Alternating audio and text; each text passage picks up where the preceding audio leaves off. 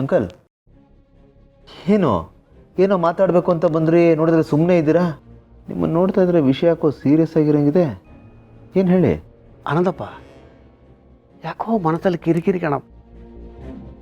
ಅಲ್ಲ, ಎಲ್ಲ ಮುಗೀತು, ಸರಿಯಾಯಿತು, ಒಂದು ಹಂತಕ್ಕೆ ಬಂತು ಅಂದಾಗ ಇದ್ರ ಹಿಂದೆ ಏನೋ ನಡೀತಿದೆ ಅಂತ ಅನ್ಸೋಕ್ಕೆ ಶುರುವಾಗಿದೆ ನನಗೆ. ಅಲ್ಲ, ನಮಗೆ ಕಣ್ಣಿಗೆ ಕಾಣದೆ ಅದರಿಂದ ಏನೋ ನಡೀತಿದೆ ಅನ್ನೋ ಫೀಲಿಂಗ್ ಬರ್ತಾ ಇದೆ ನನಗೆ. ಅಂದರೆ ನೀವು ಯಾವ ವಿಷಯದ ಬಗ್ಗೆ ಹೇಳ್ತಾ ಇದ್ದೀರಾ? ನಮ್ಮ ಶಕುಂತಳ ಜಯದೇವ್ ಹತ್ರ ಸಿಗ್ನೇಚರ್ ತಗೊಳಕ್ಕೆ ಹೋಗಿದ್ಲಲ್ಲ, ಗೊತ್ತಲ್ಲ ಅವನು ಕಿರಾತಕ ಕೌರವೇಂದ್ರ. ಒಂದೇ ಒಂಚೂರು ಜಗಳ ಆಡಿಲ್ಲ ಅಂತ ಕಣೋ, ಒಂದೇ ಒಂಚೂರು ತಕರಾರು ಮಾಡಿಲ್ಲ. ಅವಳು ಹೇಳಿದ ಕಡೆ ಸಿಗ್ನೇಚರ್ ಮಾಡಿ ಕಳಿಸಿದ್ದಾನೆ. ಇದ್ರ ಹಿಂದೆ ಏನೋ ಇದೆ ಅಂತ ಅನ್ಸೋಕ್ಕೆ ಶುರುವಾಗಿದೆ ಆನಂದಪ್ಪ ನನಗೆ. ಹೌದು ಅಂಕಲ್, ಈ ವಿಷಯ ಕೇಳಿ ನನಗೂ ಶಾಕ್ ಆಗ್ತಾ ಇದೆ. ಅಲ್ಲ, ಒಂದು ಸಣ್ಣ ವಿಷಯಕ್ಕೂ 10 ಸರ್ತಿ ಚೆಕ್ ಮಾಡಿ ಸೈನ್ ಹಾಕೋನು ಇಷ್ಟು ದೊಡ್ಡ ವಿಷಯಕ್ಕೆ ಏನು ಕೇಳಿದ್ರೆ ಸೈನ್ ಹಾಕ್ಬಿಟ್ಟ ಅಂದರೆ ಆಶ್ಚರ್ಯ ಆಗ್ತಾ ಇದೆಯಪ್ಪ. ಅದೇ ಕಣಪ್ಪ, ನಮ್ಮ ಜಯದೇವ ಏನೇ ಮಾಡಿದ್ರು ಅದರಿಂದ ಒಂದು ದೊಡ್ಡ ಪ್ಲ್ಯಾನೇ ಇರುತ್ತೆ. ಲಾಭ ಇಲ್ಲದೆ ಏನೂ ಮಾಡಲ್ಲ. ಅವನ ಎದುರುಗಡೆ ಯಾರಾದರೂ ಸಾಯ್ತೀನಿ ಅಂತ ಹೇಳಿದ್ರೆ ಸೀದಾ ಒದ್ಕೊಂಡು ಮುಂದೆ ಹೋಗ್ತಾನವ, ಸತ್ತರೆ ಸಾಯ್ಲಿ ಅಂತ. ಅವನು ಅಷ್ಟು ಸುಲಭದಲ್ಲಿ ಯಾರಿಗೂ ತನ್ನ ಬಿಟ್ಟು ಕೊಡಲ್ಲ. ಅದೇ ಈ ಸರ್ತಿ ಯಾಕೆ ಹಂಗೆ ಮಾಡ್ದ ಅಂತ ಒಂದು ದೊಡ್ಡ ಡೌಟು. ಅಲ್ಲ, ಕೆಲವು ಸರ್ತಿ ಅನಿಸುತ್ತೆ ಬದಲಾಗಿರ್ಬೋದೇನೋ ಅಂತ. ಆನಂದಪ್ಪ, ಜಯದೇವ್ ಬದಲಾಗದ ಸಾಧ್ಯನೇ ಇಲ್ಲ. ಅವನು ಬದಲಾಗೋ ಸ್ಥಿತಿ ದಾಟಿ ಮುಂದೆ ಹೋಗ್ಬಿಟ್ಟಿದ್ದಾನೆ. ಆನಂದಪ್ಪ, ಬದಲಾಗ್ತಿದ್ದಾನೇನೋ ಅಂತಲೂ ಅನಿಸುತ್ತೆ, ಬದಲಾಗಕ್ಕೆ ಸಾಧ್ಯ ಇಲ್ಲ ಅಂತಲೂ ಅನಿಸುತ್ತೆ. ಒಟ್ಟು ಮನಸ್ಸು ಸರಿ ಇಲ್ಲ ಕಣಪ್ಪ, ತುಂಬ ಯೋಚನೆ ಆಗ್ತಾ ಇದೆ. ಅಂಕಲ್, ನನ್ನ ಮಾತು ಕೇಳಿ, ಯಾವುದೂ ಅಷ್ಟು ಈಸಿಯಾಗಿ ತೊಗೊಳಕ್ಕಾಗಲ್ಲ. ಜಯದೇವು ಬದಲಾಗೋ ಮನುಷ್ಯ ಅಲ್ಲ. ಇಷ್ಟು ವರ್ಷ ಅವ್ನು ಮಾಡಿದನ್ನೆಲ್ಲ ಮರೆತು ನಂಬಿದ್ರೆ ನಮ್ಮಂಥ ಮುಟ್ಟಾಳ್ರು ಇನ್ನೊಬ್ರು ಇರೋದಿಲ್ಲ. ಆಮೇಲೆ ಅವನು ಯಾವಾಗ ಯಾವ ಆಟ ಆಡ್ತಾನೆ ಅಂತ ನೀವು ಅಸ್ಯೂಮ್ ಮಾಡೋಕ್ಕೂ ಆಗಲ್ಲ. ಅದಕ್ಕೆ ಆನಂದಪ್ಪ, ನಾನು ಪದೇ ಹೇಳ್ತಾ ಇರೋದು, ಯಾವುದೇ ಕ್ಷಣಕ್ಕೂ ಎಚ್ಚರ ತಪ್ಪಾರ್ದು ಅಂತ. ಒಂದು ವಿಷಯ ಗೊತ್ತಲ್ಲ, ಅನುಮಾನ ತಪ್ಪಾದರೂ ಪರವಾಗಿಲ್ಲ, ಎಚ್ಚರ ತಪ್ಪಬಾರ್ದು. ಹೌದು ಅಂಕಲ್, ಈಗ ಎಲ್ಲರೂ ನೆಮ್ಮದಿಯಾಗಿದ್ದಾರಲ್ಲ, ನನ್ನ ಕಡೆ ಗಮನ ಇರಲ್ಲ, ಏನಾದರೂ ಮಾಡಲೇಬೇಕು ಅಂತ ಐಡಿಯಾ ಮಾಡೇ ಮಾಡ್ತಾನೆ. ನಾವು ಮಾತ್ರ ನಾನು ಹೇಳ್ದಂಗೆ ಜಾಗೃತಿಯಿಂದ ಇರಲೇಬೇಕು. ನಾನು ಕೂಡ ಅದನ್ನೇ ಮಾಡ್ತಿದ್ದೀನಿ ಆನಂದಪ್ಪ. ಜಯದೇವ್ ಮೇಲೆ ದ್ವೇಷ ಸಾಧಿಸಬೇಕು ಅಂತಲ್ಲ, ಆದರೆ ಅವನನ್ನು ಬ್ಲೈಂಡಾಗಿ ನಂಬಬಾರ್ದು. ಅವನ ಪ್ರತಿ ಹೆಜ್ಜೆ ಮೇಲೆ ಕೂಡ ನಾವು ಕಣ್ಣಿಟ್ಟಿರಬೇಕು ಅಂತ.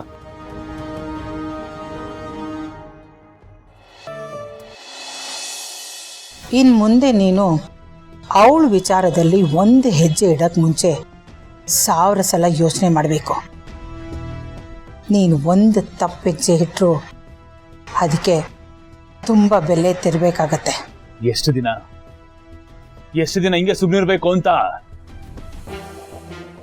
ಏನು ಅನ್ಸಲ್ಲ ಮಮ್ ನಿನ್ಗೆ? ನೀನ್ ಹಿಂಗೆ ಸಮಾಧಾನ ಮಾಡ್ತಾನೆ ಇರೋ, ನಾನು ಕೋಪ ಮಾಡ್ಕೊಂಡು ಏನು ಮಾಡದೆ ಸುಮ್ಮನೆ ಕೂತಿರ್ತೀನಿ. ಎಷ್ಟು ದಿನ ಈಗ ಸುಮ್ಮನಿರ್ಬೇಕು? ಸುಮ್ಮನೆ ಇರೋದಕ್ಕೆ ನಾನು ಹೇಳ್ತಾ ಇಲ್ಲ, ದುಡುಕ್ ಬೇಡ ಅಂತ ಹೇಳ್ತಾ ಇದ್ದೀನಿ. ಅಷ್ಟಕ್ಕೆ ಅವಳು ಯಾರು ಮಾವ್? ಯಾರು ಅವಳು? ನೋಡು ಮಾವ್, ಅವಳು ಆಡೋ ಆಟನೆಲ್ಲ ನೋಡ್ಕೊಂಡಂಗೆ ಸುಮ್ಮನೆ ಇರೋದಕ್ಕೆ ಆಗೋದಿಲ್ಲ. ಅವಳಿಗೆ ಏನಾದ್ರು ಮಾಡಿದ್ರೇನೆ ನನಗೆ ಸಮಾಧಾನ ಆಗೋದು. ಅದೇ ಅವ್ರಿಗೂ ಬೇಕಾಗಿರೋದು. ಏನ್ ಬೇಕಾಗಿರೋದು? ನಾನು ಆಗಲೇ ಹೇಳಿದ್ನಲ್ಲ, ನೀನು ಒಂದು ತಪ್ಪು ಮಾಡಬೇಕು, ಅದನ್ನು ಅವಳು ಹಿಡಿಬೇಕು. ಅದೇ ಅವ್ರ ಪ್ಲ್ಯಾನ್. ಇಷ್ಟು ವರ್ಷ ನಾವು ಮಾಡಿದ ತಪ್ಪು ಅದೇ ಜೈ. ಕೋಪದ ಕೈಗೆ ಬುದ್ಧಿ ಕೊಟ್ಟಿದ್ದು. ಇನ್ನು ಮುಂದೆ ಹಾಗಾಗಬಾರ್ದು ಅಂತಾನೆ ನಾನು ಇಷ್ಟೊಂದು ಎಚ್ಚರಿಕೆ ಕೊಡ್ತಾ ಇರೋದು. ನಿನ್ಗೇನು ಅನ್ಸಲ್ವ? ಈ ರೀತಿ ನಿನ್ ಮಗ ಕೈಲಾಗ್ದಾರ ಒಂಥರ ಕೂತಿರ್ತಾನೆ, ಏನು ಅನ್ಸಲ್ಲ ಮಮ್ ನಿನ್ಗೆ? ಆಗ ನಾನೆಲ್ಲ ಹಾಗೆ ಹೇಳಿದೆ, ಸರಿಯಾದ ಸಮಯಕ್ಕೆ ಕಾಯೋಣ ಅಂತ ಹೇಳ್ತಾ ಇದ್ದೀನಿ ಅಷ್ಟೇ. ನನ್ಗಂತೂ ನಿಜ ಅವಳನ್ನು ಹೀಗೆ ಬಿಡಕ್ ಮನ್ಸಾಗ್ತಿಲ್ಲ ಮಾಮ್. ಅದಕ್ಕೆ ಬುದ್ಧಿ ಉಪಯೋಗಿಸು, ಕೋಪನಲ್ಲ.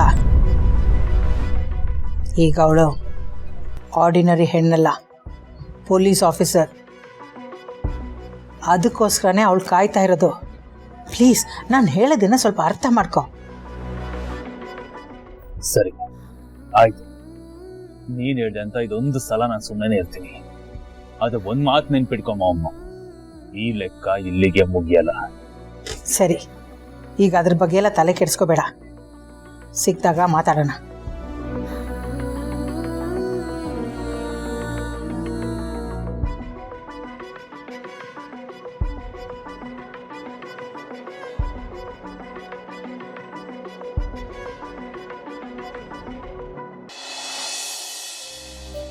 Thank you. Thank you. ಏನ್ರಿ ಇದು, ನೀವು ನನಗೆ ಟ್ಯಾಕ್ಸ್ ಹಾಕ್ತೀರಾ ಅಂದ್ಕೊಂಡ್ರೆ ಬರೀ ಗಂಡಸರು ರಿಂಗಳನ್ನೇ ತರಿಸ್ಬಿಟ್ಟಿದ್ದೀರಾ? ಎಲ್ಲ ನಿಮಗೋಸ್ಕರ ನನ್ನ ಕಡೆಯಿಂದ ಗಿಫ್ಟು. ನನಗೆ ನಾನೇ ಟ್ಯಾಕ್ಸ್ ಹಾಕೋತಿದ್ದೀನಿ. ಓ ಓಕೆ, ಸೆಲೆಕ್ಟ್ ಮಾಡಿ. ನೀವೇ ಸೆಲೆಕ್ಟ್ ಮಾಡಿ. ಇಲ್ಲ ನೀವು ಮಾಡಿ. ನೀವೇ ಸೆಲೆಕ್ಟ್ ಮಾಡಿ. ನೋಡಿ, ನಾನು ಈ ತುಂಬ ಫ್ಯಾನ್ಸಿ ಆಗಿರೋದಲ್ಲ ಹಾಕಲ್ಲ. ಸಿಂಪಲ್ ಆಗಿರಬೇಕು, ಜಾಸ್ತಿ ಖರ್ಚಾಗಬಾರ್ದು, ಪ್ರೀತಿಯಿಂದ ಕೊಡಿಸಿ. ಯಾವ್ದು ಕೊಡ್ಸಿದ್ರು ಹಾಕೋತೀವಿ. ಖರ್ಚು ನಿಮಗಿಂತ ಹೆಚ್ಚಾ? ಪ್ರೀತಿ ಹೆಚ್ಚು. ಅದಕ್ಕೆ ಪ್ರೀತಿಯಿಂದ ನೀವೇನು ಕೊಡ್ಸಿದ್ರು ಹಾಕಿ. ನೀವೇ ಸೆಲೆಕ್ಟ್.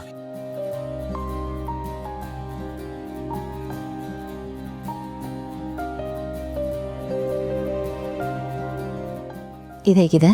ಬೇಡಪ್ಪ, ನನ್ನ ಕೈಗೆ ತುಂಬ ಇದಾಗಿ ಕಾಣುತ್ತೆ. ಬೇಡ, ಅದು ಬೇಡ ನನಗೆ. ಸರಿ, ಓಕೆ.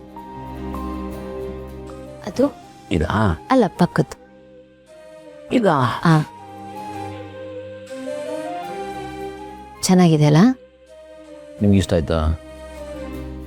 ನಿಮ್ಗೆ ಇಷ್ಟ ಆಯ್ತಾ? ನಿಮ್ಗೆ ಇಷ್ಟ ಆದರೆ ನನಗೂ ಇಷ್ಟ. ಕೊಡಿ ಸೈಜ್ ನೋಡೋಣ.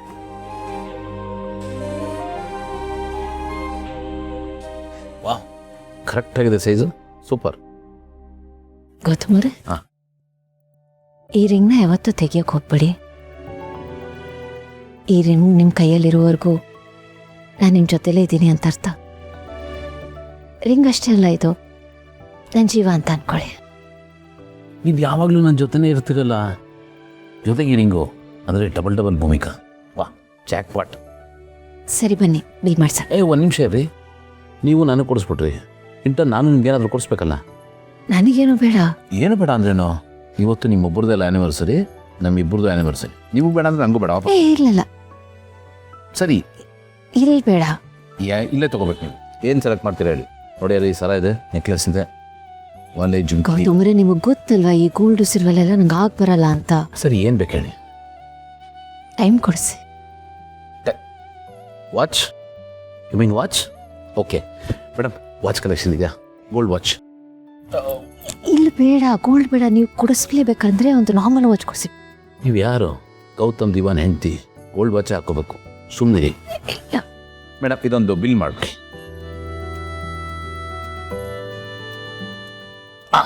ಬನ್ನಿ ಪ್ಲೀಸ್ ಪ್ಲೀಸ್, ನನಗೆ ನಾರ್ಮಲ್ ವಾಚ್ ಕೊಡಿಸಿ ನೀವು, ಪ್ಲೀಸ್. ಭೂಮಿಕಾ, ವಾಚ್ ಯಾವ್ದು ಹಾಕಿದ್ರೇನೋ ಟೈಮ್ ಎಲ್ಲದರಲ್ಲೂ ಒಂದೇ ತೋರಿಸೋದು. ಟೈಮ್ ಏನೂ ಬದಲಾಗಲ್ಲ. ನಿಮ್ಮ ಕೈಯಲ್ಲಿ ಗೋಲ್ಡ್ ಚೆನ್ನಾಗಿ ಕಾಣುತ್ತೆ. ಪ್ಲೀಸ್ ಬನ್ನಿ.